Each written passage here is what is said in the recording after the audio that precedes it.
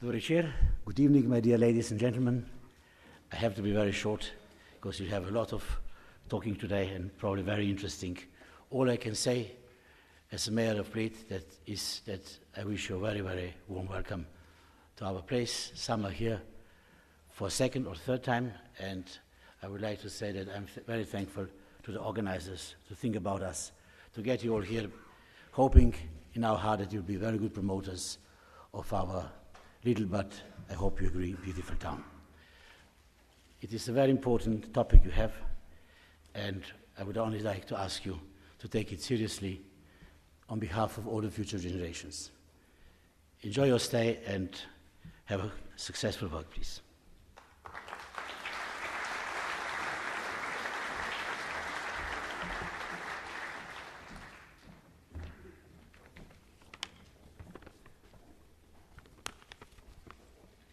The Mayor, Prime Ministers, dear colleagues, Excellencies, ladies and gentlemen, dear friends, welcome to Slovenia and welcome to the third Bled Strategic Forum. It is a pleasure and privilege to open the forum, which has become a prominent international event. For the third consecutive year, our conference brings together heads of states and governments, ministers, heads of international organizations, business leaders, international policy experts, members of the press and the diplomatic corps, private sector leaders and civil society.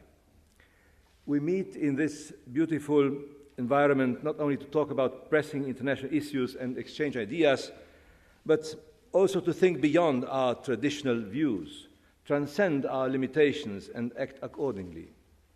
Our job here is to test the limits and produce new ideas, which we can translate into practice in the future. It gives me particular pleasure to stand here before you today as the Bled Strategic Forum will try to bring answers to one of the most pressing questions of our times, namely, how do we channel our imagination, ingenuity, and entrepreneurship into creating a low-carbon and prosperous world, free of dependence on fossil fuels and yet connected as never before. We are faced with an impending shortage of the sources of energy, and we are at the same time confronted with the environmental consequences of our actions.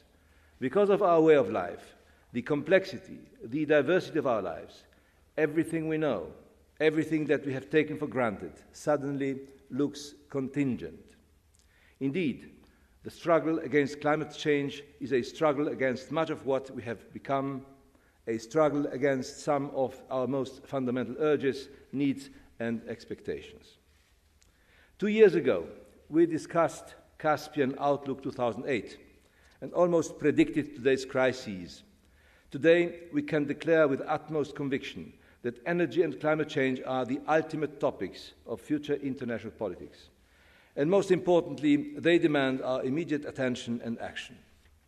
Ladies and gentlemen, this year's forum is divided into 3 parts, with some free time provided for individual meetings. The first part begins today, immediately following the opening address given by the Prime Minister of Slovenia, His Excellency Janez Janša. Now, the first panel is pegged to address climate change and energy security as strategic challenges. Leaders will present their views on how to achieve a sustainable synergy for the future, a future where climate and energy go hand in hand. Immediately after the leaders' panel, we'll continue our debate on the recent event in Georgia, and I'm referring, of course, to the events in South Ossetia and Abkhazia and the Russian Federation. Those events represent a new challenge to the common foreign and security policy of the European Union, as well as they have put security of energy supply at the center of preventive security policy. Tomorrow, our discussion will focus on climate change as a threat to international security and energy picture of the Western Balkans. We also plan to address 2 extremely interesting and connected subjects: solutions for tackling climate change and solutions for hydrocarbon energy resources dependency. In conclusion of each session, we will ask our panel moderators to present major issues and differences and suggest some common points and policy recommendations on the basis of the discussion taking place in their respective panels. Excellencies, allow me to stress once again, today it is time to act about the future. Climate change and energy supply are undoubtedly one of the major challenges facing the humankind. We run the risk of undermining the future for coming generations.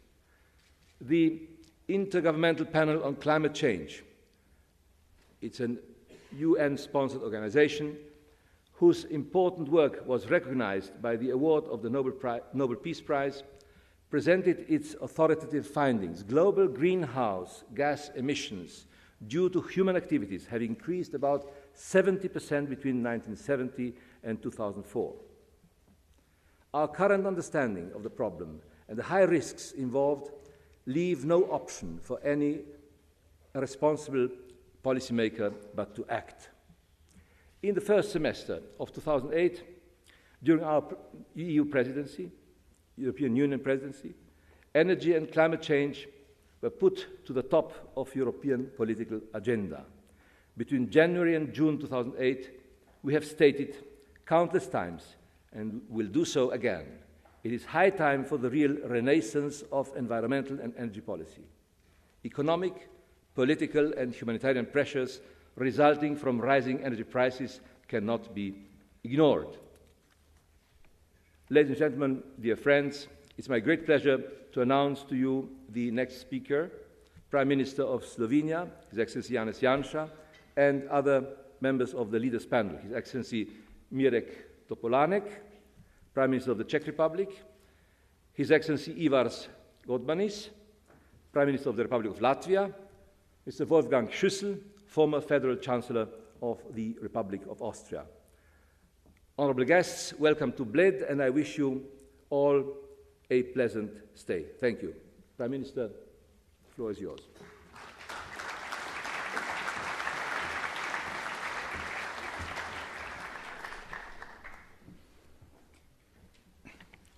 Prime Ministers, Mr. Mirek Topolánek, Mr. Ivars Godmanis, Mr. Wolfgang Schüssel, Ministers, Excellencies, distinguished guests, ladies and gentlemen. The very first Bled Strategic Forum had an almost prophetic title, Caspian Outlook 2008. I remember our discussions were optimistic. 2 years on, the crisis in Georgia has proven our optimism slightly wrong. Tomorrow, the French presidency is holding an extraordinary European Council. I particularly thank members of European Council who nevertheless took time to join us here. Let me also express my warmest welcome to all participants of the third Bled Strategic Forum. 2 years ago, we established that political stability is necessary for developing the Caspian region into a reliable energy partner for Europe. All actors in the region should bear in mind that fostering reliable energy partnership is a two-way path. There is a lot of talk about Europe's dependence on external energy sources. It is often heard that the oil prosperity of our suppliers reflects our own energy vulnerability. We should not, however, forget the other side of the equation. Europe is also a destination to which energy suppliers want to export. As they do, they enter one of the world's most dynamic, competition-driven markets. We Europeans are used to being innovative in finding ways and means to meet demand. Lack of alternatives does not stay in challenge in such an environment. Necessity is the mother of invention. The sense of urgency is strengthened by the so-called resources crunch, the result of demographic pressures and the impact of emerging economies. The most fundamental challenge to the way we fuel our economies and support our way of life is posed by climate change. Ladies and gentlemen, Europe is preparing to extend its range of energy sources and to develop a sound response to climate change. Slovenia was in a unique position in the first half of this year to observe and facilitate that process. Energy security and climate change were at the very top of the agenda of our EU presidency. It was towards the end of our half-year term when the member states reached a broad agreement on a legislation package aimed at liberalizing the gas and electricity markets. From the position of an honest broker, we managed to close the deal, which aims to improve energy security in Europe. In the case of the climate and energy package, it proved easier to agree on the goals than the means. The Slovenian presidency inherited a very ambitious agenda. The timeline and principles were yet to be determined. The conclusions of the March European Council gave the European Union a solid basis for reaching tangible solutions before the end of the European Parliament's term. This challenge will keep the French and Czech presidency very busy, and I can assure you, Prime Minister Topolánek, that Slovenia will be a constructive partner. EU solutions will be crucial for the success of the conference in Copenhagen. During our presidency, we got first-hand experience of the EU's role in striking a global agreement. Climate change is on the agenda of each and every dialogue with global partners. The expectations in European leadership run very high. The EU represents hope for nations as distant as the Caribbean, whose very existence will also depend on the new regime. Ladies and gentlemen, the synergy between energy security and climate change offers a strong incentive for structural change in Europe. Similar to the first stage of European integration, energy holds the key to transformation. Our generation has a responsibility to launch this transformation and a chance to set its course.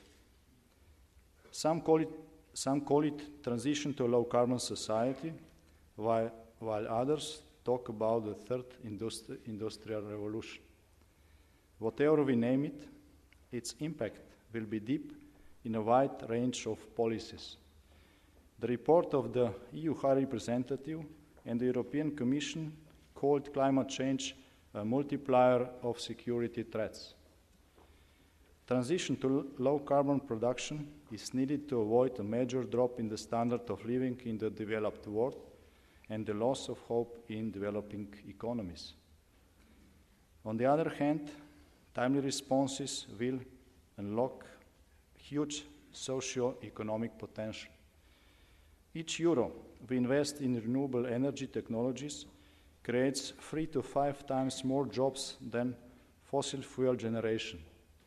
The industry of renewables in the EU is expected to generate 14 billion euros in earnings and more than 700,000 jobs by 2010.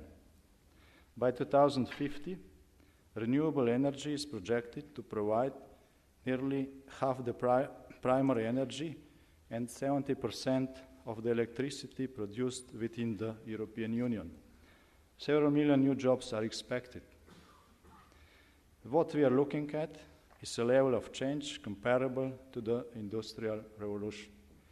A study in the United States shows that a tenfold increase in labor activity was achieved between 1830 and 1955. Comparable increase in carbon productivity has to be reached 3 times faster if the global goals are to be met by 2050. Our success will also be measured by how we distribute the benefits of this transition. The Industrial Revolution improved the standard of living for a third of world population, largely concentrated in Europe and North America. Emerging Asia, with another third of the world population, has made significant progress in the last decades. Now the last third of humanity needs help to catch up. It is our responsibility to assist them in terms of financing and transfer of technologies. I believe that the developed world is making a historically right decision to start giving up environmentally damaging energy sources. It will take some time, of course, before we can fully rely on the new generation of sources. We should therefore continue to make the best use of existing emission-free technologies, including nuclear. Ladies and gentlemen, Bled enjoys a very special position. Forces of nature have formed an idyllic glacier lake with an island in the midst of spectacular mountains. On an August Sunday, it is easy to forget how brutal these forces of nature can be. Last September, Slovenia was struck by one of the most severe weather disasters in its recent history. This summer, we were not spared from heavy storms either. An inconvenient truth is that these events will not simply disappear. On the contrary, we will have to adapt on the changes in our climate. Dear friends of the Bled Strategic Forum, let me conclude by wishing you all a very pleasant stay in Slovenia. I hope for inspiring discussion and a successful third edition of the forum. Thank you very much.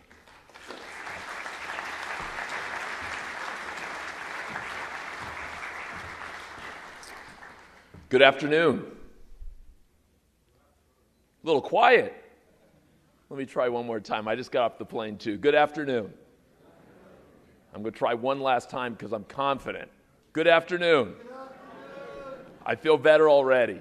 I'm Carlos Watson. I'm your moderator today. I'm very excited to be here and very appreciative that the Center for European Perspective invited me. I spent the last several years as one of CNN's main political analysts. I recently left to host a series of primetime interview specials on NBC stations across the country, but it was in neither of those two jobs that I came to be interested in the issues of energy and climate change. Instead, about 2 years ago, Stanford University invited me to join an interesting panel, Supreme Court Justice Breyer, Tom Friedman from the New York Times, and General Abizaid, who served in Iraq, to talk about these issues. And I thought, boy, that's a really unusual group. There's got to be something to it. And I started to dive in a very different way and really came to appreciate that everything from questions of war, like the recent Russian-Georgian war, to our ability to walk with family and friends in the mountains of Austria or to drive our cars into major cities, to questions of how we'll feed ourselves, what will happen in terms of irrigation systems and crops, that all of that is tied up in questions of energy and climate change. And so I'm excited today to have a fantastic panel to talk about it. I'm going to introduce each of our next three guests. They'll each come up and give a short set of thoughts, anywhere from 10 to 15 minutes. I'll come and introduce the next one, and then we hope to have a half hour to 45 minutes in which we'll have an active and lively debate, which will include not only the four gentlemen on the stage, but hopefully you here in the audience as well. So I hope you're preparing your questions and your thoughts. Let me first introduce Prime Minister Topolánek.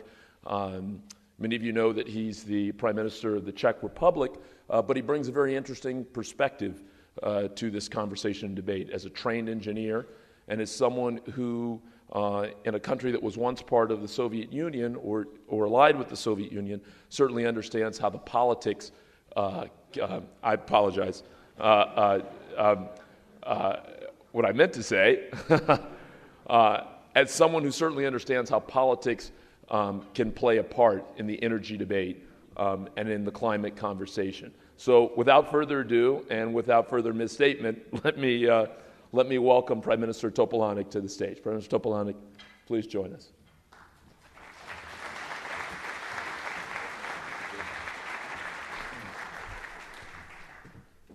Thank you very much. Good afternoon. I don't expect your answer.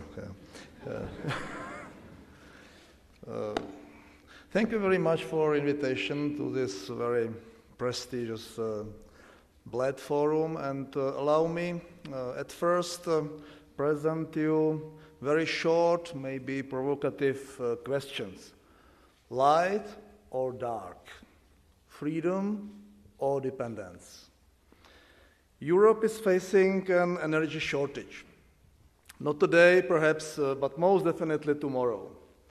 My aim in making such a strong statement is not in any way to align myself with the dire prediction of the Club of Rome, the delusions of the Malthusian doomster, or the apocalyptic scenarios put forward by various environmental movements regarding imminent resource depletion. On the contrary, potential resources are and will remain plentiful. Nevertheless, Europe is exposed to a literally gloomy scenario where you flick the switch and nothing happens. Not as a result of any hypothetical depletion of resources, but as a consequence of explicit, erroneous, recent and present policymaking on account of the policy of appeasement, submission to the fate of gamely combating global warming, and egotistical efforts running counter to nature and the world order. I would add that I do not call into question the validity of environmental protection. In the absence of adequate energy resources, Europe is facing the prospect of dependence and volatile, despotic, and expansionist suppliers and regimes.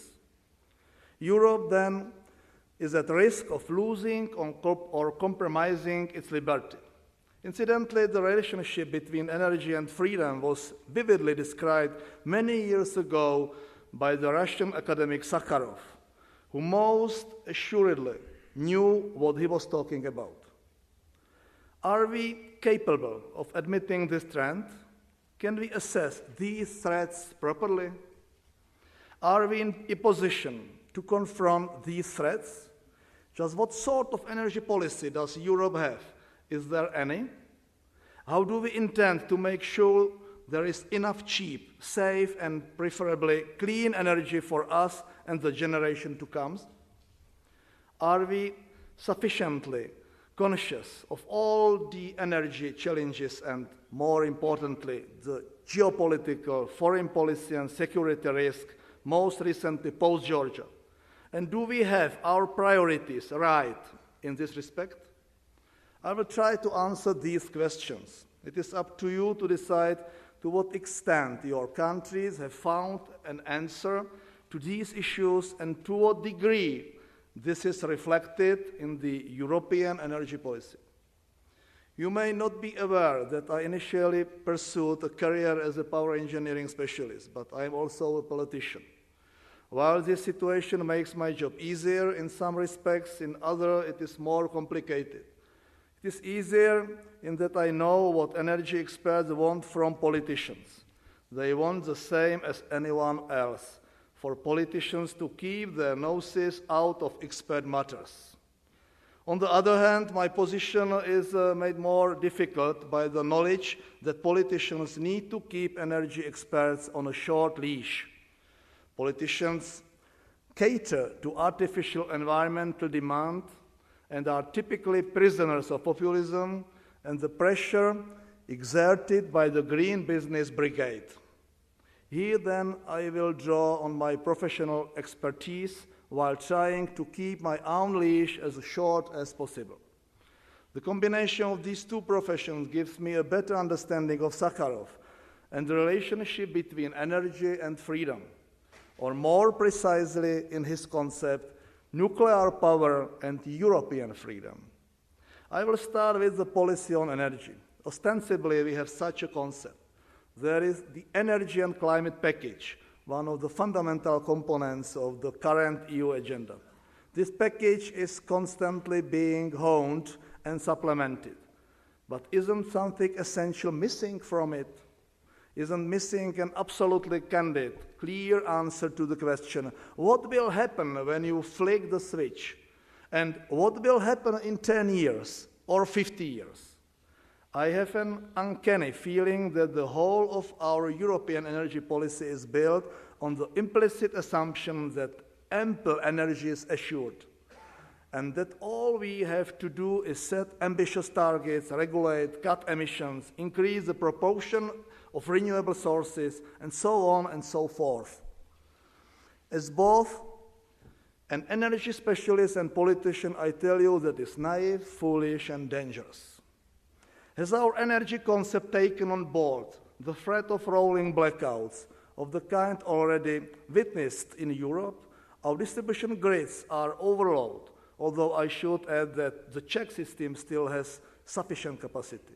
Many European countries import electricity, primarily to meet their growing needs, but also as a consequence of wind plant outages. While these failures have been limited so far, the fact that the European networks are undersized means that when they are joined up, we could see a knock-on effect, especially if we focus all our efforts on raising the share of renewable sources. And if we fail to remember that a general increase in installed capacity is essential to cope with energy consumption swelling, even in the face of the need to make savings. Assuming that the standard of living will go up, energy consumption and the maturity of civilization are, despite any savings, in direct proportion. All savings do is reduce the angle of the growth line. With this in mind, our energy concept requires a relatively fundamental review. Obviously, emission cuts and the search for saving and new resources must still be pursued, along with new substitutes and technologies. However, it also needs to be stressed that ensuring our citizens have sufficient energy is highest on the agenda. We must transform this implicit assumption into an explicit commitment.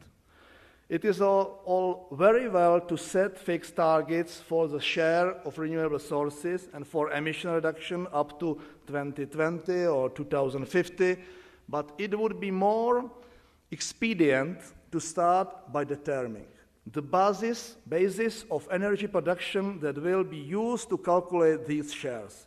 The primary premise in our consideration then must be the safety, stability, and long-term sustainability of supply. This brings me to another issue, ensuring that sufficient resources are made available. We know that consumption is on the rise. In the Czech Republic, the conservative estimate, assuming 100% exploitation of the potential for savings and huge investment in renewable sources and life under the pressure of strict binding targets of European Commission, puts this growth at 1% per annum. For the time being, the Czech Republic is in a position to export electricity, but we too will be facing a power shortage after 2015. We are capable of calculating how long our fossil energy will last. Essentially, with regard to domestic coal reserves, as it would be suicidal to increase our reliance on Russia oil and gas, particularly in the wake of the events in Georgia. In my mind, the combination of justified reduction in oil supply from the Russian Federation to my country during vacation, the airstrike against the pipeline during the Russian attack on Georgia, and the sabotaging on the Turkish pipeline by separatist rebels is no coincidence. I don't believe in coincidence. When it comes to oil and gas, there are no coincidences. My country is relatively rich in coal reserves. Nevertheless, there can be no disregarding the fact that any plan to expand mining operation is hampered by a serious political problem. In what we promised our citizens that we would respect binding coal mining limits. There is also the environmental issue. Here, that the coal-fired power station, no matter how clean, always generate emissions. This exerts positive pressure on clean coal technologies, gasification research, carbon storage, and so on. We are mindful of the fact that renewable sources do not resolve the problem in most EU member states. Czech potential in this field is not much more than 10%. So where does that leave us? Given the current state of technological progress and achievable natural resources, all we have is nuclear power. Cheap, safe, clean energy for thousands of years into the future. For me, nuclear power is the path of freedom and independence of Europe. I am pleased to see that the EU's nuclear taboo has been broken, that nuclear energy is now regarded as a prospective carbon-free, low-emission source, that Bratislava and Prague take turn to host nuclear energy forums for an open debate on the pros and cons of this energy source, that the moratoriums imposed in various EU member states are being reviewed. That said, it will be a long time before the seeds of optimism can flower. The nuclear power industry has been devastated by years of political discrimination. Structural, technological, and engineering capacities are lacking. We do not have enough specialists. After all, who would study a field in which there are no prospects? Although despite no effort, the nuclear power remains more or less on a verbal level. We are still in a situation where every year more reactors are being closed than built in Europe. I am convinced that in the EU we must count on nuclear power, simply because there is no alternative. Unless we want to risk street riots, when blackouts become the norm, when you flick the switch but remain in the dark. The use of nuclear power fully complies with European values. It encourages freedom because it provides us with independence. Unlike other sources, nuclear fuel can be imported from safe countries which also happen to be our allies. Nuclear energy is consistent with the principle of consideration for the environment. A normal power station with a capacity of 1,000 megawatts consumes approximately 2 million tons of coal or oil in a year. To produce the same amount of power from biomass, we would have to consume short rotation copies from an area of close to 300,000 hectares, equal to a tenth of all arable land in the Czech Republic. Or we can extract just 28 tons of uranium from the ground. Give me a choice between the different sources of energy, and as a civilized person, I will opt for the one which best exploits the potential concealed in its matter. Until we have controlled thermonuclear reactors, the choice will obviously fall on nuclear power. I am not into burning bushes. If we accept nuclear power as a key element of the energy mix, we will guarantee citizens enough cheap energy for many years to come, and we will smooth the way for our other priorities, emission reductions and greater energy security. This brings me at last, but not finally, to the third issue, which relates to risk and priorities, the safety and sustainability of the energy industry. This is also one of the themes we would like to place firmly on the EU agenda when we hold the presidency. It's a long accepted truth that Europe has an unhealthy dependence on supplies of energy-producing materials from Russia and the Middle East. The latter is a volatile region. Moscow, for its part, takes delight in playing on an increasingly frequent scale the energy card and exploiting oil and gas as a tool in its superpower or neo-imperial aspirations. So far, we have seen several situations where stopping the flow from the taps has deliberately been used as a warning to one country or other. The Georgia case, however, has set a dangerous precedent. It shows that Russia will stop at nothing, including military action, to achieve and consolidate its energy monopoly. We will discuss the Georgia issue in more detail tomorrow.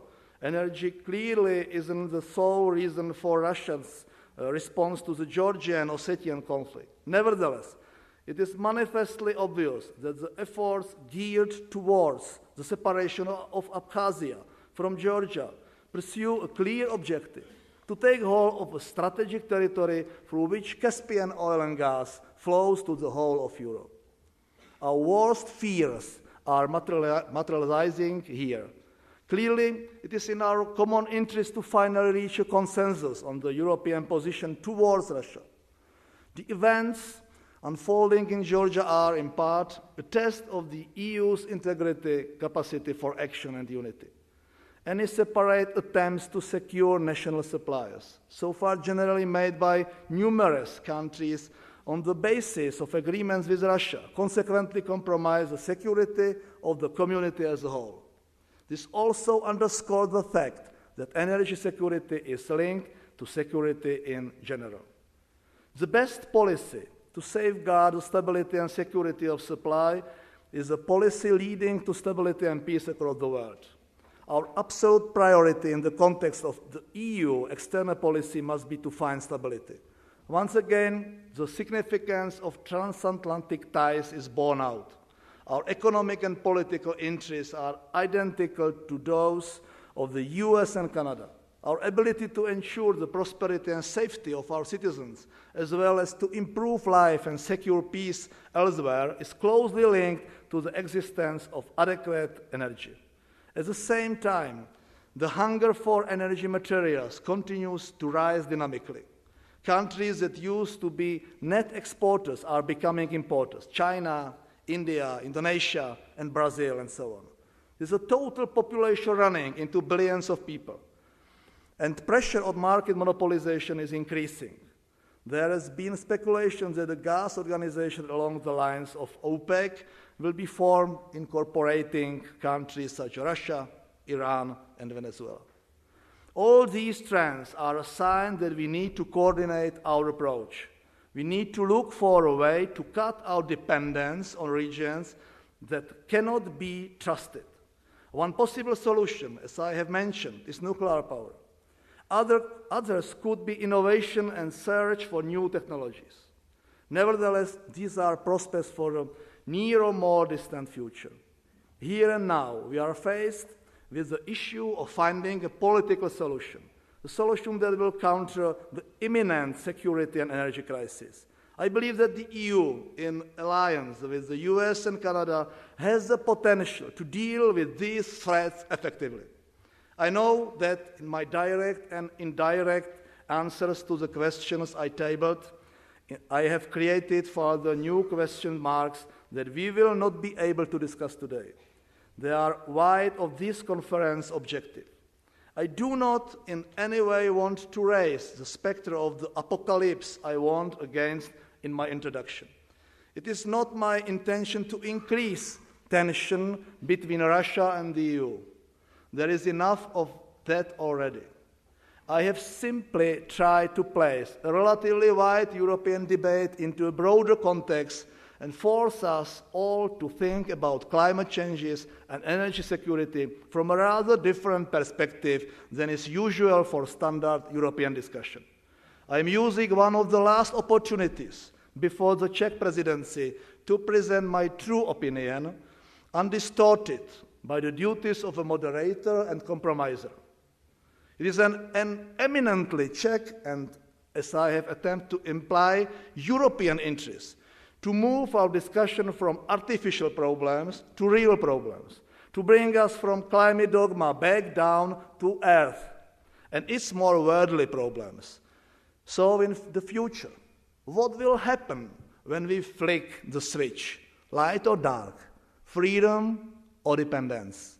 That is the question. Thank you very much for your attention.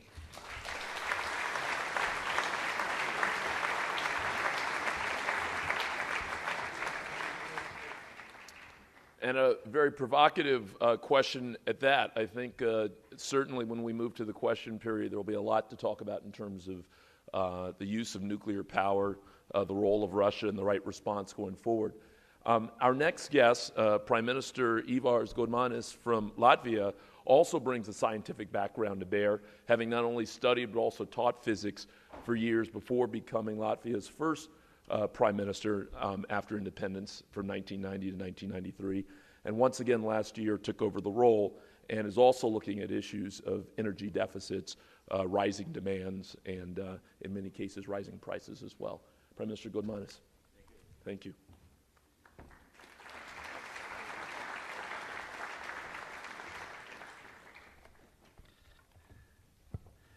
Distinguished participants, I also write down some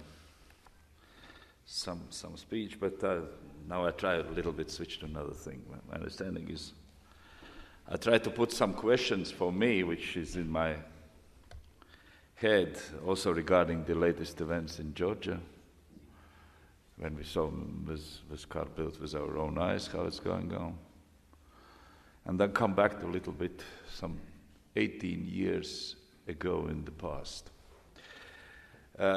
When the Soviet Union broke up with the Baltic states, in one day we were in the situation that we have to adopt the market prices for the energy sources, but they were not so high as the prices in Europe at that time, but the change was 200 times for price.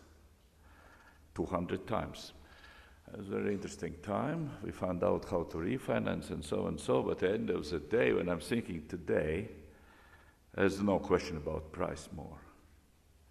This is not a question of coal is cheaper or cheaper is electricity is coming from the nuclear or gas. My understanding is this is not the main thing. The question is, what are resources for those origins? I have no doubts that coal price will reach very, very soon also the price of gas. It's a question of time, because it's market. It is market. And now, the first thing that I'm starting to think about is, in frames of Europe, very provocative thing, we have had a common agricultural policy. New countries will say not very fair, but we came later. And we're looking at the 2013, when we have to renegotiate this common agricultural policy. First thing what is coming to my mind, and we have a meeting, Baltic State Sea Region meeting, we have informal dinner, and I have a honor to guide this dinner. I put very straight questions. And the first thing was, but if we are in such situations that we have very strong fears that there will be a lack of energy, that we will flip the switch and it will be nothing. We switch a flip, nothing at the end. Then perhaps the first thing is to think about not the common agricultural policy, but about the common energy policy. What it means, at the end of the day, we know the prices for food. It's not too bad now for our farmers. They were very angry if we openly speak about that. But one thing is quite clear. The farmers are saying there are two things why the food is so expensive. Energy is becoming more expensive, and the second thing, fertilizers, which are connected with energy. And when I'm saying the fertilizer is expensive because the grain is expensive, and not vice versa, they also become angry. But the question about the common energy, in Europe, common energy, the CAP, but the CEP. Could be my understanding on the table. I addressed to Mr. Barroso that, and he has not excluded this. And what is the contents of common energy policy in Europe? Now we know 2020, and then later in Japan 50-50.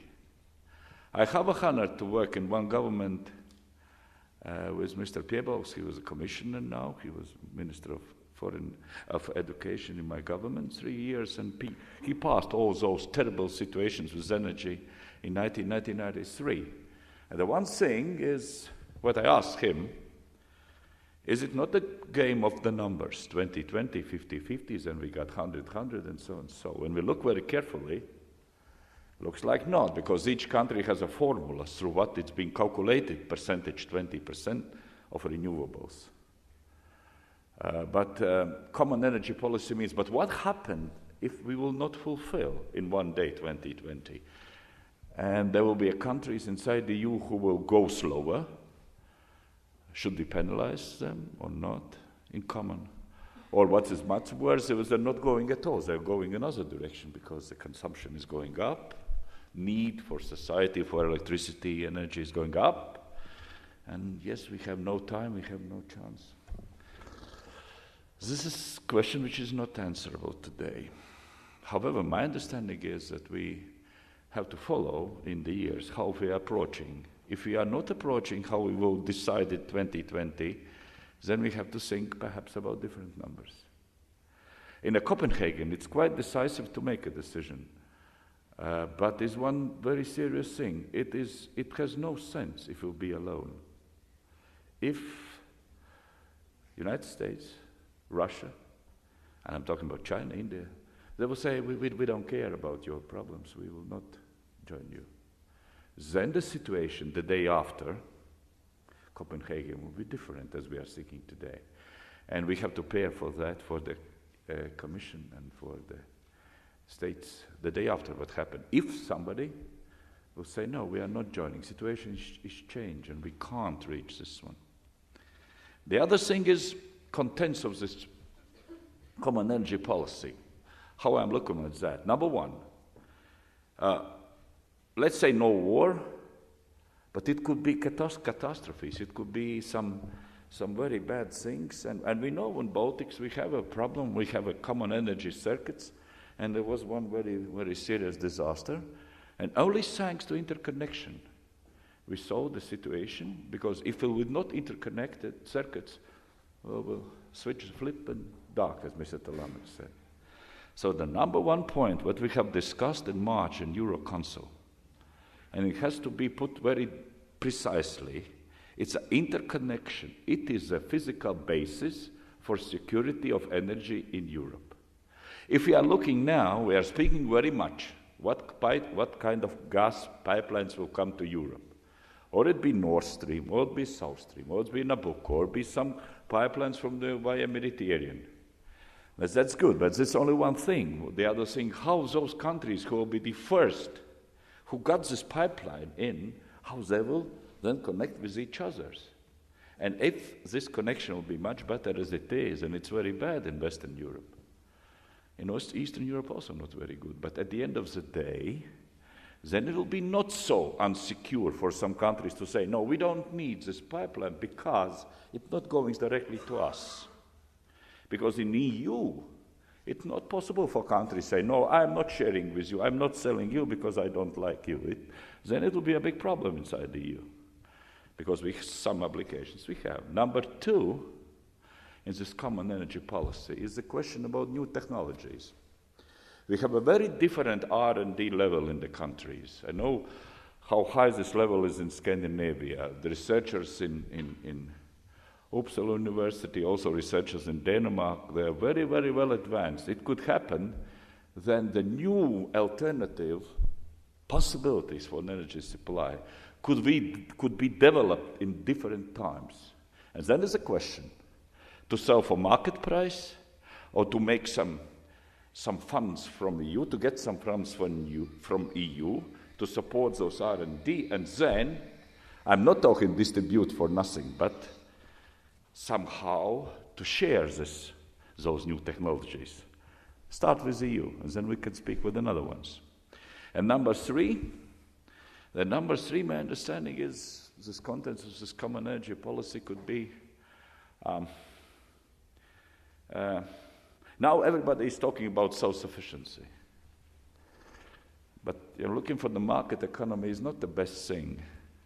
It's not so that everybody has a nuclear power reactor, that everybody has, because the countries are different and the structure of economy during the long period is somehow specialized. And the amount of natural resources are different one. If you took Estonia and Latvia, it's a big difference. They practically are self-sufficient with energy, but anything depends on coal. And it's not forever. It takes some time, the coal will be over. We are importers, but we are importing for that reason that we don't have coal. We are based on hydropower stations. Should we immediately build each country replacing, existing things with nuclear power stations? I don't think so. I think we better make some common effort, as we are trying to do now in Lithuania.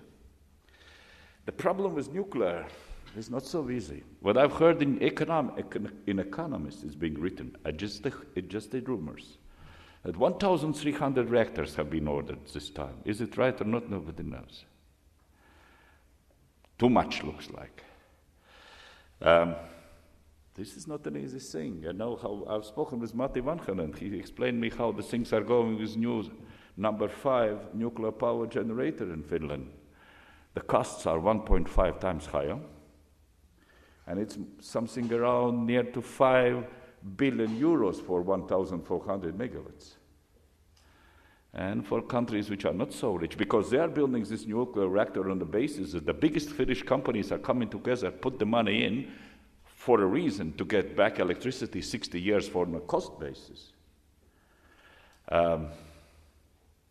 It looks like that is very, it is much better to build, and perhaps we'll have no choice. But the question is, if we have a common European policy, should we really in each country try to build some nuclear power reactor? Up to now, the technologies are not so good. You are not easy be ready to bring some reactor which is under 600 megawatts. It's not possible up to now. It's not so sufficient. And the last point when I'm talking about this common energy policy could be grids. Now I'm talking about electricity. This is somehow stupid. If you are not talking about very, unfortunately, bad situation internationally, normally, the existing Soviet Union, they have a common electricity grid. It's not connected with the Western European. It's not connected with North Pole, nothing. We have a very small cable, which goes to Finland from Estonia. If we are thinking about the market economy, we are talking about dependence. But logistically speaking, it's interdependence. Okay, you can charge very high price for oil and gas, but at the end of the day, you have to pay for products which you are not producing because you are selling resources. But the price of resources will be in this price of products. So it's interdependence. It's not so easy. And we know the countries. I'm not talking about who won. It's not in Europe. It's not so easy. You have to pay backwards. And on the other thing, I know some examples when the relations were very, very bad. Very bad, in war situation. But nevertheless, if you look at electricity connections, if you look at some gas pipelines, they are not cut at all. There are some simple reasons. Not simple, serious reasons. If we're talking about the gas pipelines coming from Russia via Georgia to Armenia, it's quite clear. If you'll be cut off, then Armenia will be out of gas. Or if you look at the electricity, and yeah, when I'm talking about the neighboring policy, let's talk about common energy policy inside the EU and neighborhood. It's very, very interesting. I'm starting with the lack of grid between Poland and Lithuania. There are many talks, but there is no interconnection. But we know that Ukraine have a significant excess of nuclear power energy. They are ready to sell, but there's not infrastructure how to do it. This is not interconnections. We are trying to do somehow. It goes via Belarus, and so we are trying to have some contacts. We don't know at the end of the day, but my understanding is that normally speaking, we have to do our best politically to say that it's interdependence, it's not dependence certainly. It looks like from the first point of view that you are dependent, but if you think a little bit more, it's vice versa, two ways. And at the end, I would like to say two things. One, what they said about 2020. The other thing is about the new mechanism, which has to be very carefully calculated. And I have spoken with commissioners. This is a new idea from Commission to make an auction of quotas. An open auction, and started from zero, not for quotas which are now distributed between countries. It looks like very nice, but theoretically it could be a risk that if the rich guys are coming and purchase everything, it's market. But what you will do if your quotas on the auction basis will be bought out? Nobody could give me an explanation, also commissioner not. So we have to think a little bit how to provide the further steps. Yes.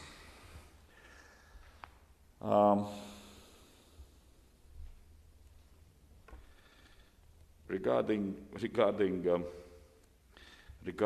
the latest events, which are absolutely, which are very tragic. I have to say tragic. Number one is tragic for every civilian who is living in these regions. We know, and we had. And first thing is to get away from the situation. So this tragic is happening also now, today, and the day later. And the winter is coming, and it makes additional problems actually for the civilians. For that reason, I would say that it will be not enough to have common energy policy inside the EU. De facto. Now we have just, not de facto, we have, how can I say, de jure. And also not absolutely 100% written. But the next thing is, if we will agree on some common energy policy, next step is to have a serious, how can I say, partnership energy policy inside much more biggest region, included Caucasus, included Russia, Ukraine, Belarus, anything. It's not an easy thing, because one person who is very deeply involved in the gas business told me one expression. He's not from my country. He told me one thing. You know, the future will be not for the countries who are more effective in production, but those who have control resources. I do believe it's a very big mistake, because there's no need to have resources if the only thing what you could do is to sell them. Because at the end of the day, you will use this money to purchase products back, and the price of resources will be in those products. So the world is interdependent, and I have to say that nevertheless I'm coming from the other side of Europe, from north, but looks like that it's absolutely necessary to have this common policy all around, in Europe and also in neighborhood, and also with the big countries in the world. Thank you.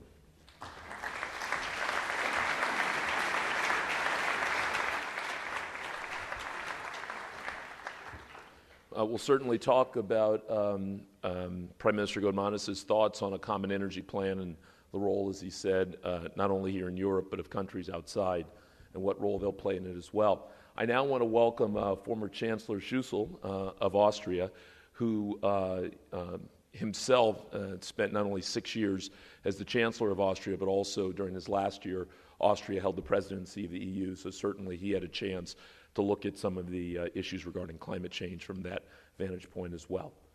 Please join us.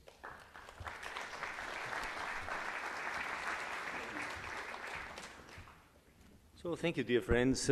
After the introductory remarks of my friends, I hope I can be brief and can add some individual points. I'm no longer a government, and I want to point out some experiences I made. And first of all, we are in a classical prisoner's dilemma in this energy issue. On one hand, in democracies, politicians want to be re-elected. This sharpens your short-time issue and view. We have in 4 weeks' time elections. Janez has elections soon. The Bavarians have elections soon. Others have elections in 1 or in 2 years' time. We are now dealing with questions for the next 10, 20, 30 years.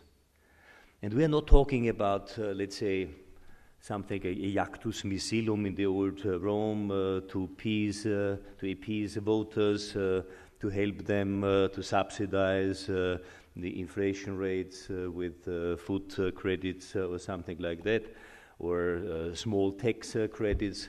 We are talking about big investments. Hundreds of billions of euro are at stake. And everybody, no one around this panel, no one here in this room is able to deliver solutions alone. Not even Europe, by the way, is able to deliver solutions alone. But I think Europe is a good starting point to try to develop solutions. So one point is we have to fix what the situation is about. We need an excellent analysis. This was not always the case. For instance, when we had the presidency in 2008, the Brits started a few months earlier, end of 2005, the first real debate on energy policy. We had then, first half of 2006, the presidency, and then we fixed the first concrete targets. And then Merkel, with the German presidency, came up in 2007, and Slovenia had an excellent move forward in 2008. So we are de facto now in the third year of a concrete and far-reaching debate on energy policy issues. This is important, and I think this is good news for the European Union, because we started 50 years ago with coal and steel issues, but today it's much more demand. As you said it, we need not only a CAP, Common Agricultural Policy, we need a CAP, an energy policy. By the way, I think, and you know, this is a personal hobby of mine, agricultural policy is also in our strategic interest, in European strategic interest. This is something what I missed sometimes. We should define our European strategic goals. By the way, to feed our people with qualitative, excellent food, within considerable moderate pricing, this is in our strategic interest. I do not need at any time, at Christmas time, for instance, goods from South Africa all the time, or orange or whatever, or meat every day a week. It's not necessary. But to feed our people in a secure and stable way at moderate prices and excellent quality, this is our strategic interest.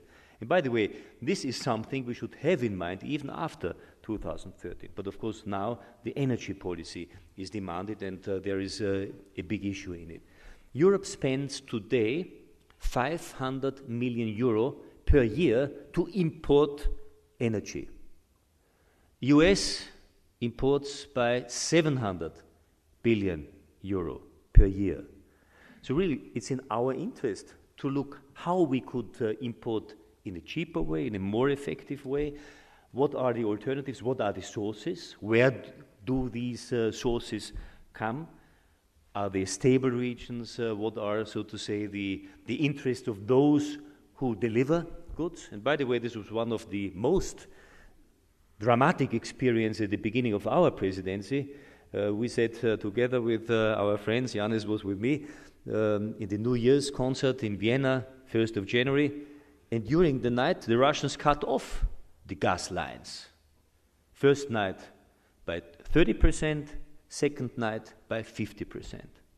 Of course, we could solve the problem within 4 days, but it was a warning shot, and we understood the message. We had all the time good relations with Russia, long-term, even in Cold War's time, we had a good relation and a stable relationship. But this was an experience which is important for us. We should never forget. I do not want a Russia where neighboring countries, especially small and medium-sized neighboring countries, have fear. This is unacceptable in modern history. By the way, I fully appreciate the summit tomorrow, but preventive policy, preventive diplomatic policy, wouldn't it be better to have a European summit before this happened in Georgia? Because we know for months and months, there were provocations from the Russian side, from Ossetian side, etc. So again, this is one of our strategic interests, to look where are potential crises, and these frozen conflicts, and not only Abkhazia and Ossetia, but also other frozen conflicts, could emerge as hot spots in the near future. Now, the demand of the European Union in energy will double within the next 20-25 years. That's out of question. The question is now, what is our policy? And Mirek Topolanek had a very lively and furious rhetoric demand for nuclear energy. The fact is, our position is quite clear, we are on the skeptical side. Okay, but the fact is that nuclear energy today serves maybe 8%, less than 10% of the world energy. Even if you double, it would not even solve our demands, our problems. So realistically, there will be a mix in the future years to come. What makes me, and I was member of, what makes me concerned and skeptical, still skeptical, and more skeptical on the nuclear side is the fact I was member of an expert group of a panel in the International Atomic Energy Organization, eminent persons, this strange expression, and we got a lot of impact, a lot of expertise from the experts of the EIO. And the reality is, and I'm not talking about France and Czech Republic or Italy or UK or Germany, whatever. The reality is today we have 439 power plants, nuclear power plants worldwide. Only 1/3 of them are today internationally inspected. Only 1/3. 2/3 are not. And we have 20, 30 countries knocking at the doors trying to become nuclear power producers. And there is a lack of experts, there's a lack of expertise, of knowledge. And I'm talking, of course, we should talk about terrorist threats and other issues, about real transparent costs. And this is not easy to define. What are the transparent costs? Ask the British, by the way, what the real cost for their nuclear industry is about. I have here The Guardian and the headline that when was it? Summer this year. Bill for Britain's nuclear clean-up increases by another £10 billion. So today we don't have transparent costs, even for the running costs for nuclear energy. We are not talking about storage for the next tens of thousands of years. Anyway, it's up to each country to define what and which mixture is necessary. No doubt about it. I respect this. But if there is an increase in nuclear energy in the next years to come, what we have to ask for, and I mean it very seriously, is international standards, regulations, safety and security standards, because this is important for everybody, for us. I ask for it because it is ridiculous that in Europe, if you start up a small company, there is a European directive. There's a European regulation. What about CO2? What about the regulations, the demands? I said, not for nuclear power plants. This is strictly nationally regulated. And I ask for enrichment, for instance. I ask for internationally monitored enrichment banks. Because not all of these 20, 30 countries who are asking and wanting to become nuclear producers have the same level like the European Union member states. Egypt, Korea, North Korea, Brazil, South America, and others. So there is a need for a clear regulation on that. Now, what can we do and what should we do? 3 items. I think the European Parliament made an extremely positive decision last year, asking for 3 steps for a coherent energy policy of Europe. One was renewable energy. It's everywhere, sun, wind, ocean, geothermal power, biomass, etc. It's everywhere, and this is a good source. Second, hydrogen economy, because we need storage for this. The wind is not always blowing, the sun is not always shining. Biomass has a variety of harvesting, etc.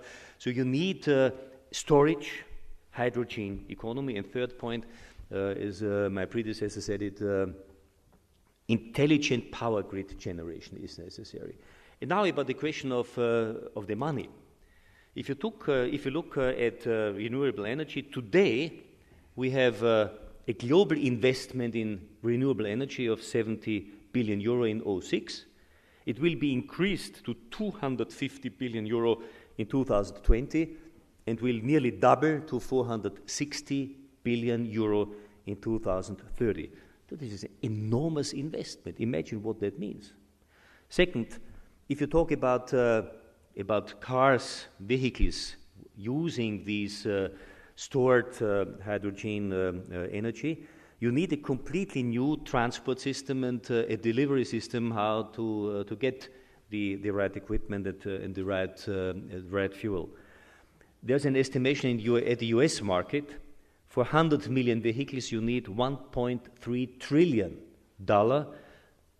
within the next 30 years to develop such a network. Third point, for the hydrogen industrial market, today we have around 280 billion euro. It will de facto within a growth rate of 15% per annum. It will de facto double in the year 2010 at 570 billion euro. This is an enormous, growing and big market. And the integrate what all three speakers spoke about, there is an estimation of Jeremy Rifkin, the Commission and others, saying that then for the next 30 years to come, we need for such an intergrid more than 700 billion euro to get a fully integrated and servable for countries in problems or to avoid blackouts, etc. So this is an important step forward. So we are talking about big investment, big problems.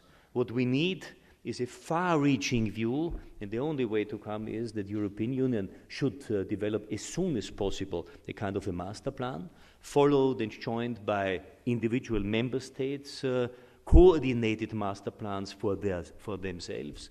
And I think all in all, this is one of the most important challenges we are faced on. I think it's really a good issue and a good theme you have chosen for this year's BLED Forum.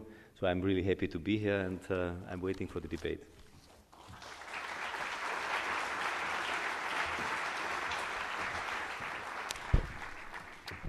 We'll now begin to, I'll share some questions with the panelists, and then also look for questions from the audience as well. Prime Minister Janša, I'll go to you first. It was interesting what Chancellor Schussel was saying about the importance of a common European plan, and you heard the same from Prime Minister Godmanis as well. But having served as EU president, are you confident that that Europe can put forth a plan that not only rallies Europeans, but gets people like the Americans to engage in a climate change improvement program? Well, as Wolfgang said before, the serious discussions started 3 years ago, and since then we have been able to see quite significant development. But we are still at the beginning of the road, not at the end. Explaining all those differences, troubles, as I was tried to share with us, we are aware that this is not a short-term task. But there is strong will, a strong awareness inside of the European Union that we have to proceed, that there is no other solution. So I think that the situation is much better than it was, 4 years ago when I first participated at the European Council, at the first debate, when we still shared more differences than common approaches. Speaking about the climate change, about the maybe most significant challenge for Europe, for the world today, it's true that only European Union is not able to solve this issue. The CO2 emissions from whole European Union are more or less at the same level as CO2 emissions from United States or China, and China will overtake European Union and also United States in few years' term. So even if we set the targets much higher, and even if we reach them in a shorter period, this is not the solution. We have to invite, and we have to have on board also the main producers not only from the developed but also from the developing countries. What's the most important in European role is that Europe is in lead, because Europe is now at the position where setting the targets and also fulfilling the targets is reality. It's not just speaking and proposing to others, but it's something which we will define for ourselves. And it's very important that we don't expect that others will use different formulas. So the same formulas, the same effort sharing, the same formulas we are using for countries inside of the European Union, we can also share or propose to our global partners. And I think that also in this area we have seen significant progress during last few years. Few months ago there was EU-US summit at Bordeaux, close to this place. In Slovenia, we heard some encouraging numbers from US delegation at that time. Well, there will be change toward this question in US administration. It's quite clear. But what's the most important? 2 years ago, the technology plan was developed in the United States to invest much more money into research and development, to renewables, also to address all those questions Wolfgang described before, because this is not, in some areas, this is not possible to reach in the term of one administration, but this is long-term planning. And there are also very encouraging signals coming from China. Last November, when we visited China, the Chinese Prime Minister told us that they will use the same regulations for CO2 emissions from cars as European Union will develop. So they will follow our example. And maybe, and I will conclude my answer with this. When we met with the Caribbean countries in Lima in May during the EU Latin America and Caribbean summit, it was maybe the most emotional discussion about the climate change I ever met during the presidency and during my whole political life, because we shared the same table with the presidents and prime ministers of the Caribbean countries. Some of them already heavily hit it with the climate change, 20% of their land disappearing. They said, look, we have strong confidence in European leadership. Please lead, please do something.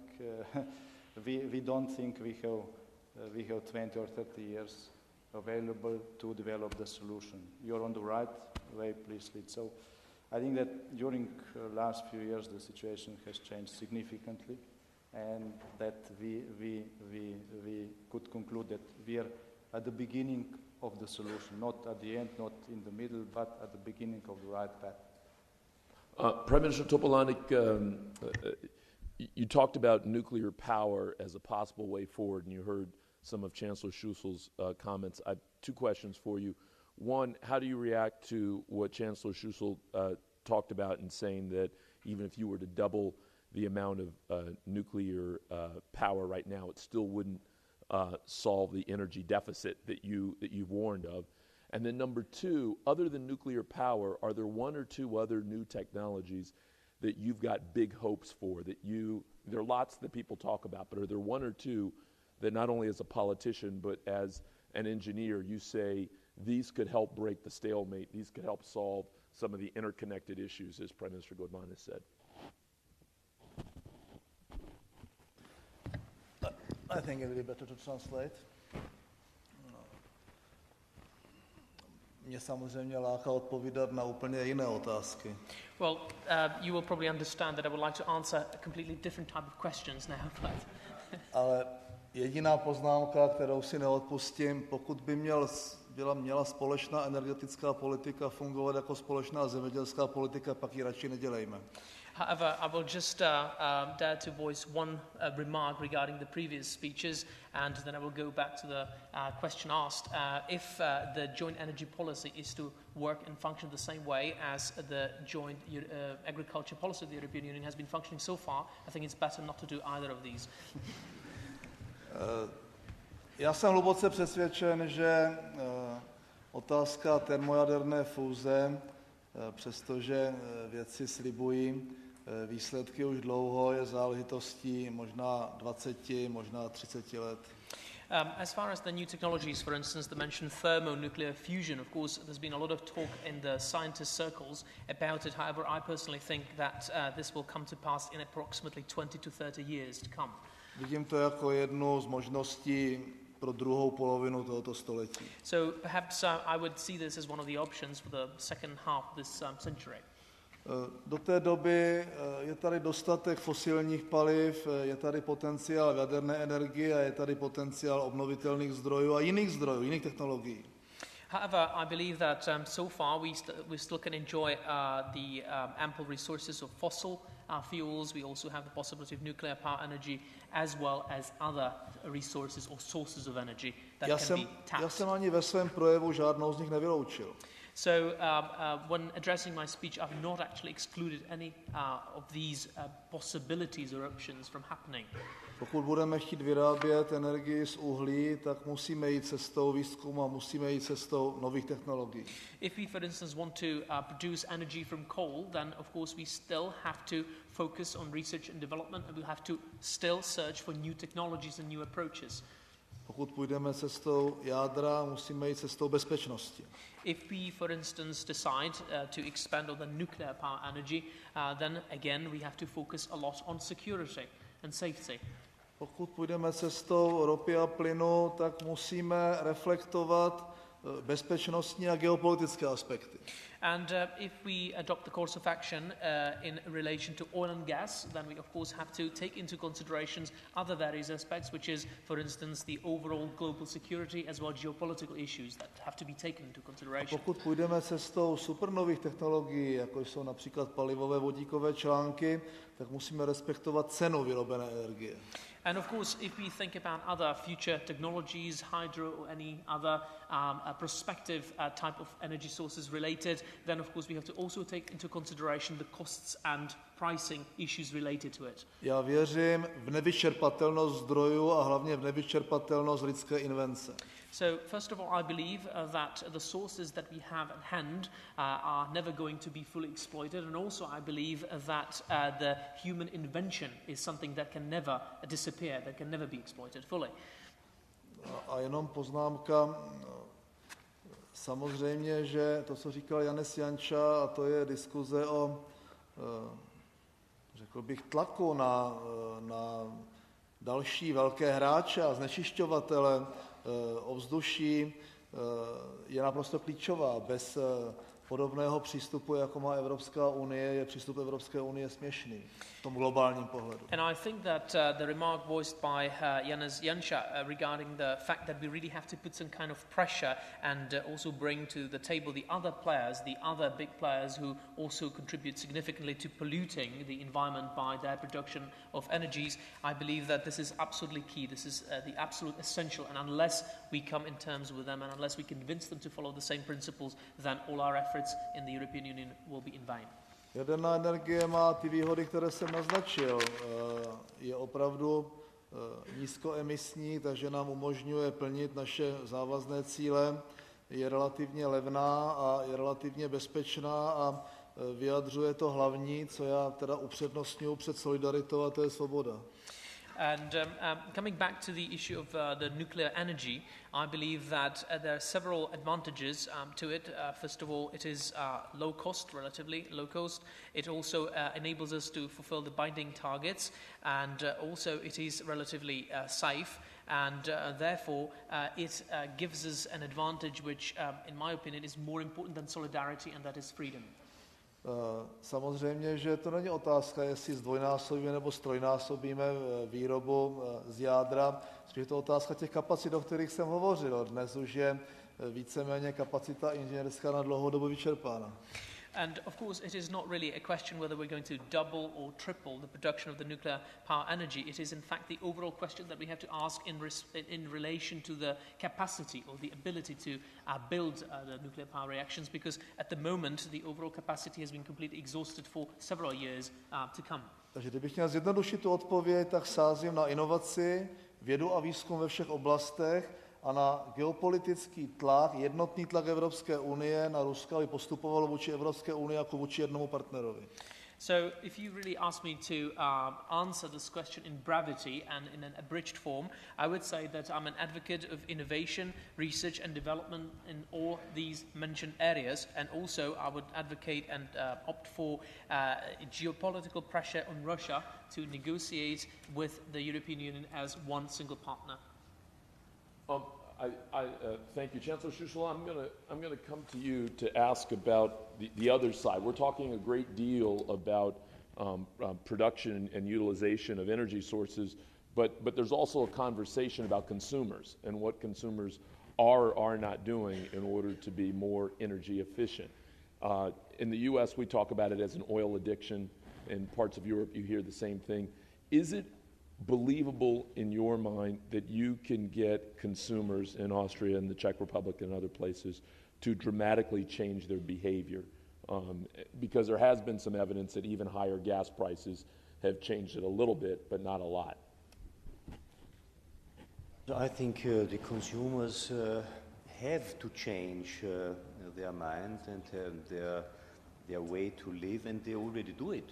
So if you look around, we tripled de facto, we doubled or tripled the oil price, and the result is, if you look, I have a friend who is selling cars. The result is, to the last 2 years ago, we sold 2/3 of diesel cars in Austria. Today, because the diesel price is higher than the normal gasoline price, de facto it went down. It is de facto cut by half.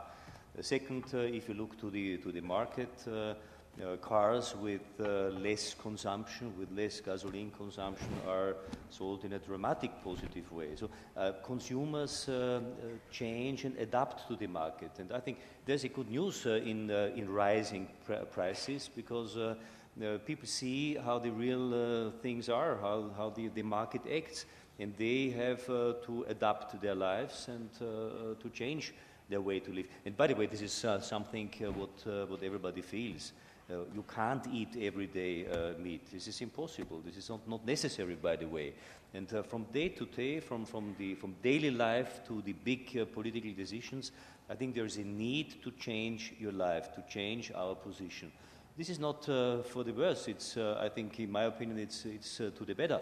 Well, part of the reason I asked the question, Chancellor, is that you look at some of the surveys. There was an interesting survey that said in the EU, something like 80% of consumers said that they thought it was important to try and change behavior in order to combat climate change. But in the Czech Republic, the number was only 58% in this one particular one. So there was a significant difference. And so there's some differences there. My question was, even if people kind of say, I want to make change, will they make change fast enough and significant enough? Prime Minister Topolánek, sounds like you wanted to weigh in on this. Tak já se bojím, že k té změně dochází a je negativní. Well, I'm afraid that this change is happening, however, it is a negative one. A vůbec to není otázka střední Evropy. Každý Číňan chce mít své auto a dneska se k middle class v Indii hlásí 400 milionů lidí.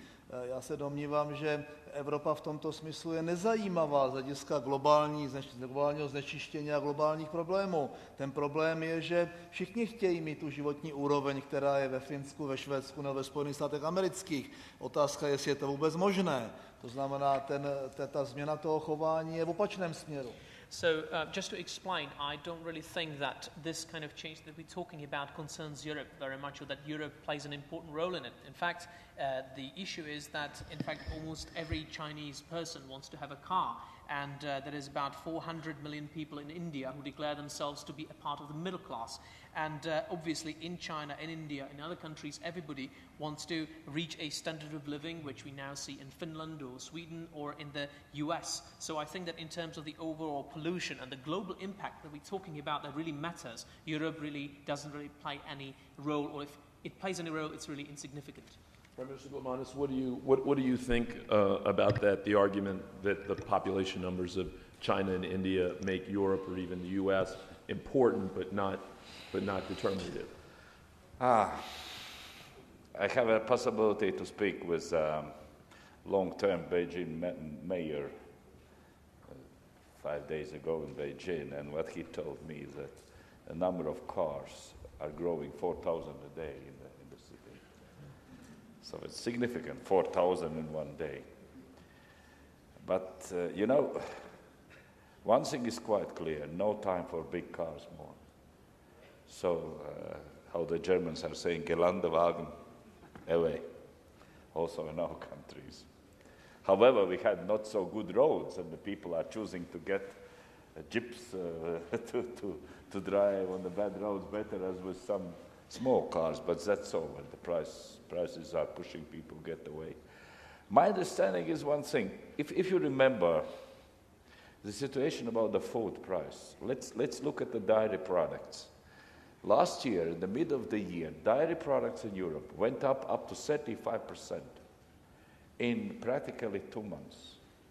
And there are a lot of newspapers that were written that the reason is that Chinese are starting to drink milk more and so. No, it's not right. I asked, for example, a German colleague, Mr. Walter Steinmeier, I said, you Germans are the most producers in Europe. Have you have a new contract to sell dairy products to China? Huge amount said no. I think it's a little bit exaggerated that the only thing is that, you know, the growth will in China and for example, for dairy products is the reason why the price went up, because in 2 months later, price went down 30%. And those traders who calculate the price will be always so big, go busted, you know. One thing, what makes me nervous is, if you look at, I've read in the papers, in some scientific magazines, today, the price, if you pump the CO2 ton, 1 ton of CO2 deep in the land under high pressure, and to put it liquid and soil, it costs approximately $30 per ton, which is practically the same price what you have to pay if you go over your quota in Europe. And the prices are same, it's a problem. I think that one of the things is to find the real way out to make at least the first price lower. And it's not so easy. If you pump a CO2 down in the land, you have to have a structure of land, number one. You have some place when you pump. Statoil is trying to pump, for example, backwards in the places when they are pumping oil out. But for the countries who have not oil, let me say, structures, it's not an easy thing. For that reason, the main dangerous thing is what Mr. Schussel said. You know, it's 700 billion euros. And to invest, you have to earn it. If the Europe has to earn it, it has to produce more. If it has to produce more, they need energy to produce it. And they earn the 700, invest, and then looks like that we need more energy. This is somehow a race with the devil. And for the countries, exactly, the newcomers to the EU, who has lower level per capita, unfortunately, in our countries, the slope of the gross kilowatt hour per capita in the year is still very high. It goes up to 7%, 8% in the year. And this is the race with the devil. So the people are, they at the end of the day, they don't believe that politicians are saying, you know, it's very disastrous if you are consuming so much. It looks like that the only doctor is price. But then it's a problem for governments immediately. The price puts the things in the right places. it's money. If you have to pay, then you will sink. If you just listen what the politicians are saying, yeah, perhaps they are not right. Perhaps somehow from somewhere new energy will come. This is my opinion about that. I can tell that the organizers chose the right topic because we ran out of time, just like this. And so, again, compliments to the Center for European Perspective on choosing this very, very timely topic. Prime Minister Janša, do you want to offer one last word before we end and move on to the next panel? Well, thank you. Maybe just one sentence to conclude this debate with in more optimistic atmosphere. Well, no, we have very good practice. We have very good examples inside of the European Union how to increase the production, how to double the GDP per capita, and how to, in the same time, reduce the consumption of the energy. Denmark is, for instance, this very good example. They doubled the GDP, and at the same time, they also reduced the energy consumption for 50% or more.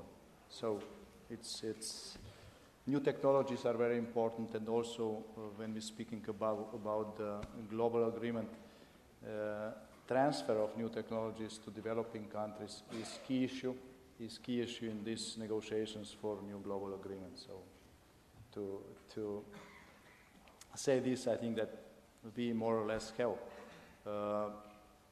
at least general answers on these questions. But inside of this framework, of course, there is a lot of work to do in the future. I apologize for having to end this prematurely and not even getting a chance to hear from you in the audience, but please join me in giving a hand to our fantastic panel. Please.